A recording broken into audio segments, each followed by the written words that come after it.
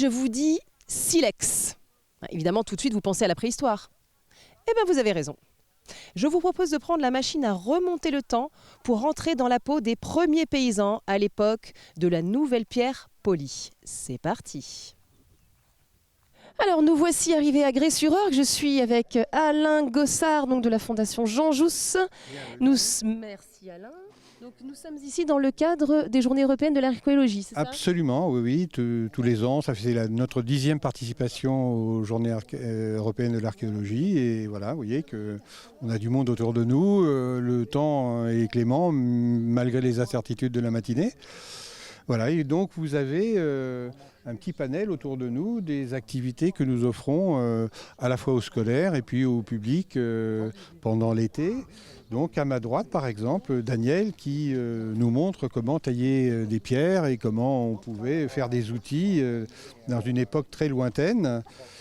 Et on peut trouver aussi Ingrid qui nous montrera comment faire du feu. On peut aller avec Jean partir à la chasse avec lui et lancer la sagaie, tirer à l'arc sur le site archéologique. Enfin plein d'activités qui sont destinées à rendre l'archéologie abordable. Et puis on peut apprendre des choses et en même temps s'amuser. Hein, c'est notre objectif. C'est fantastique. Alors du coup, je vais donc aller voir Daniel dans un premier temps. Ensuite, j'irai voir Ingrid pour apprendre à faire du feu. Et je vais peut-être finir avec Jean pour lancer des saguets. Moi, je vous le conseille. Bravo. Écoutez, j'y vais, Alain. J'y vais. La lame, imaginez simplement que je récupère un morceau de cuir. D'accord ?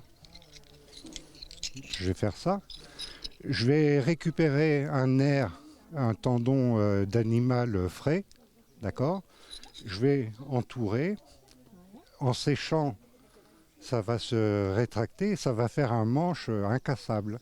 Et là, j'ai un couteau, j'ai l'ancêtre du couteau. D'accord. On revient aux agriculteurs. Il faut récolter. Donc, je fabrique des petites lames jusqu'à des petits modèles. Et à l'aide d'un burin, voilà un burin préhistorique, je vais évider un morceau de bois. Je vais faire une colle d'écorce de bouleau. Donc c'est la colle ultra dure de la préhistoire. Je vais faire une petite lame, je vais l'enchasser dans mon bois et je vais avoir une petite faucille pour des petites récoltes. Mais ça avance. On améliore toujours la technique.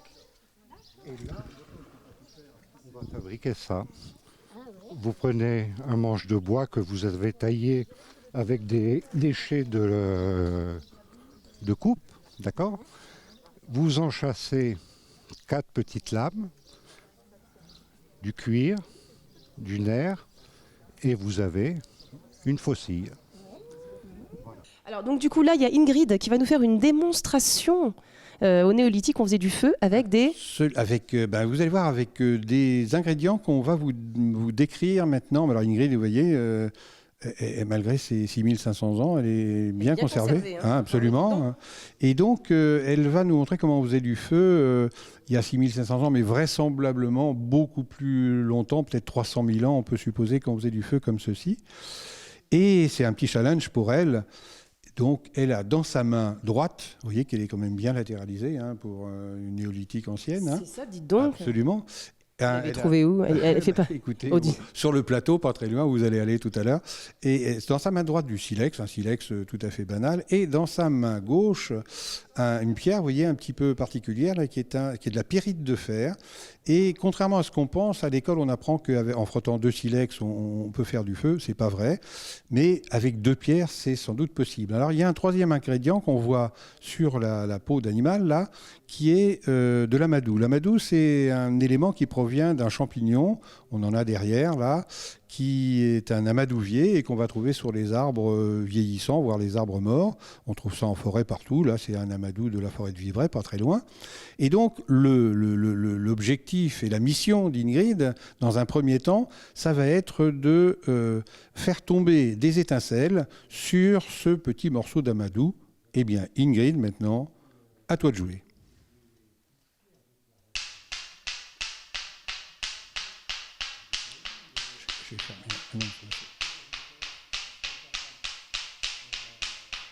C'est joli parce que c'est musical en plus.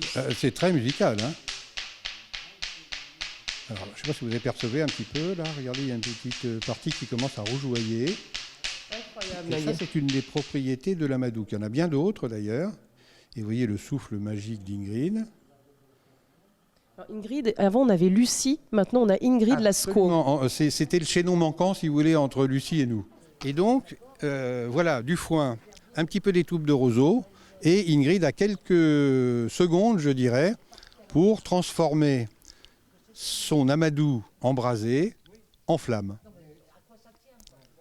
Alors c'est le challenge le plus intéressant, hein, et le plus magique aussi. Hein. Wow! Donc voilà, ça fonctionne, même sous la pluie. Hein. Alors mesdames, parce qu'avant que je rentre, que je fasse mon essai qui va s'avérer complètement catastrophique, qu'en avez-vous pensé de cette... C'est très intéressant, je n'aurais jamais osé penser qu'avec 2 pierres, on arrivait à faire au moins du feu, une étincelle qui allait donner le feu au foin. Enfin, c'est quand même assez extraordinaire. Non, je m'attendais à ce que ce soit beaucoup plus long aussi, voilà, beaucoup plus long, donc bravo. Et vous connaissiez l'existence de l'amadou ?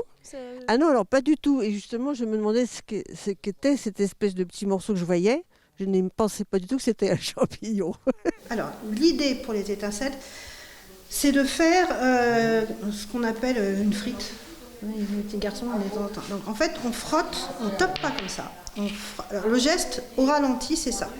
C'est directement frotter pour que l'étincelle elle tombe dessus. Comme ça. D'accord. Un coup sec et franc.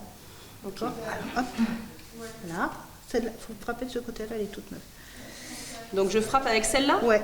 Sur celle-là ? C'est le silex qui frappe la pyrite, comme ça. D'accord. Ok. Il faut bien regarder les étincelles.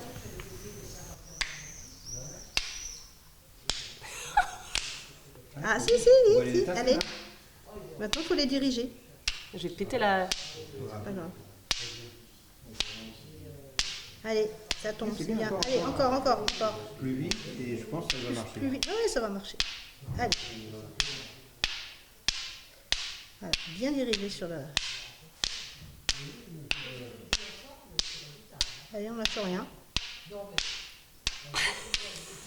Mais c'est du sport ! Ah bah oui, hein. Donc nous voici maintenant avec Jean qui va nous parler des techniques de chasse du néolithique.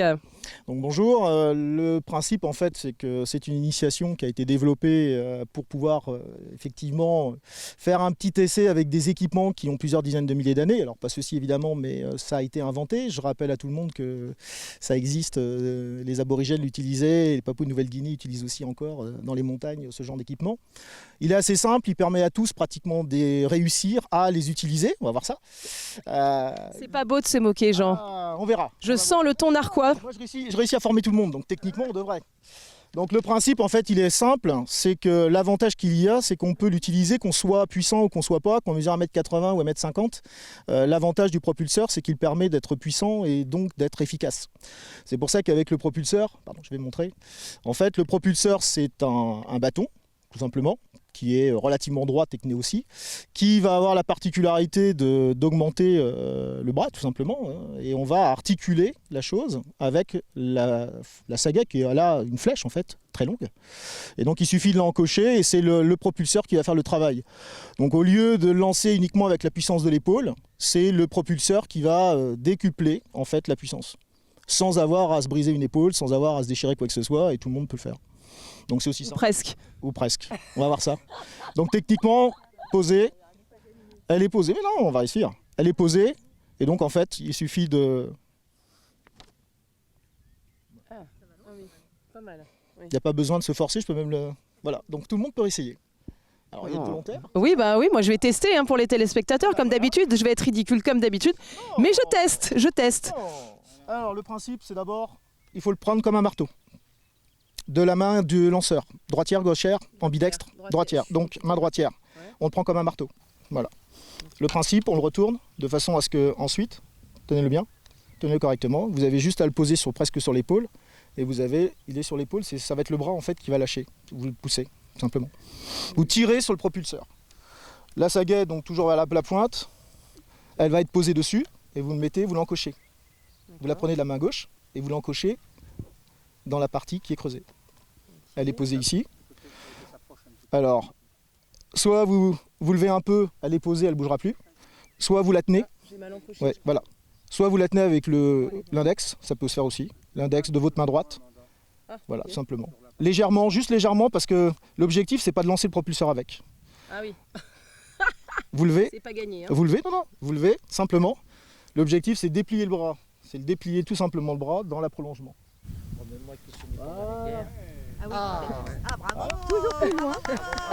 C'est le bon geste, c'est juste d'être plus convaincu, c'est tout. Ça permet surtout, contrairement à l'arc ou à un certain nombre d'autres objets ou d'autres éléments comme le javelot par exemple, ça nécessite un petit peu moins de préparation et en fait la plupart des gens en 3-4 coups ils arrivent à faire quelque chose qui leur plaise. Donc c'est aussi une initiation qui marche rapidement. Évidemment, si vous l'utilisez pour la chasse ou pour aller, puisque si vous avez encore des images aujourd'hui de la Papouasie-Nouvelle-Guinée où on utilise ce genre d'équipement. Là, pour la guerre, par exemple, là, ça devient plus sérieux, c'est autre chose. Là, c'est vraiment pour l'initiation, ça doit être pris très rapidement, c'est facile à prendre en main. Après, il y a les règles de sécurité, genre pointe en avant, mais ça aussi, ça fait du bien aussi. De l'âge voire même handicapé, des enfants de 6 ans peuvent le faire. Donc là, il n'y a pas de difficulté particulière. Donc, je suis vraiment pas douée et si vous faisiez partie de ma tribu, vous ne mangeriez pas. Vous n'êtes pas assez convaincu, en fait, là. Oui, bah alors, entre le feu que j'ai pas réussi à allumer et les saguets que j'ai pas réussi à lancer, c'est ça, on reviendra. Voilà. Merci beaucoup Jean, merci mille fois. Mais merci. Moi je vais rappeler peut-être Alain, parce que Alain, on va se quitter quand même à un moment donné, je vous aime beaucoup, mais voilà. Est-ce que vous avez des petites choses à nous annoncer qui vont se passer bientôt Oui, alors le 10 juillet, il y a un dimanche, parmi tous ceux du mois de juillet et du mois d'août, très intéressant, avec une randonnée originale le matin et l'après-midi des produits gourmands, et on termine ici avec toutes les activités que vous maîtrisez parfaitement maintenant et on espère que vous avoir parmi nos médiateurs très bientôt. Avec grand plaisir. En tout cas, merci pour l'accueil Alain, merci pour cette découverte sur les traces de nos ancêtres. C'est moi qui vous remercie. Merci. À très bientôt. Non, bah, je vous garde avec moi parce que bon, toutes les bonnes choses ont une fin. J'espère que vous avez passé un aussi bon moment que moi. C'est pas beau de se moquer, je vous vois derrière l'écran, je sais que vous avez rigolé à toutes mes tentatives, mais c'est pas grave, je vous aime quand même. On se retrouve la semaine prochaine pour de nouvelles aventures et en attendant, prenez bien soin de vous. Salut!